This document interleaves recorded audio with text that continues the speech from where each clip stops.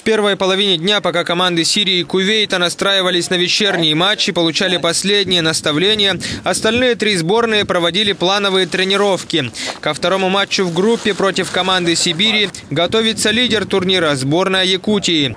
Сейчас 45 минут работы, также немножко проснуться, Антон. В активе команды республики после первого тура 3 очка. Таким образом, наши делят первую строчку с командой Дальнего Востока. Как и подобает профессионалам, в стане сборной Якутии шапка закидательского настроения не наблюдается. После передачи открываю свободную зону. Не стою на месте. Это еще ни о чем не говорит. Даже выигрыш в первой игре. Есть еще 3 игры. Турнир продолжается. Команда находится на пике такого игрового режима. Просто, ребят, сейчас задача немножко, эмоционально разгрузить, также и настроить.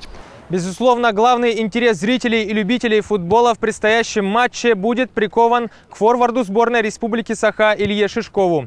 Именно его 3 забитых мяча в ворота сборной Сирии позволили одержать победу якутянам со счетом 4-0. На данный момент нападающий нашей сборной команды возглавляет список лучших бомбардиров этого турнира.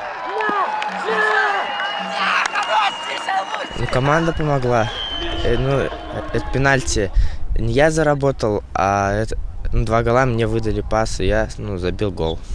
По словам тренерского штаба, все футболисты в строю и готовы выложиться на все 100 в матче с сибиряками. В случае победы сборная хозяев наберет уже 6 очков, однако матчи против главных соперников на турнире еще впереди. Самым грозным из их числа эксперты считали сборную Кувейта. Подопечные Ибрагима Абейда стартовали на турнире матчем против сирийцев.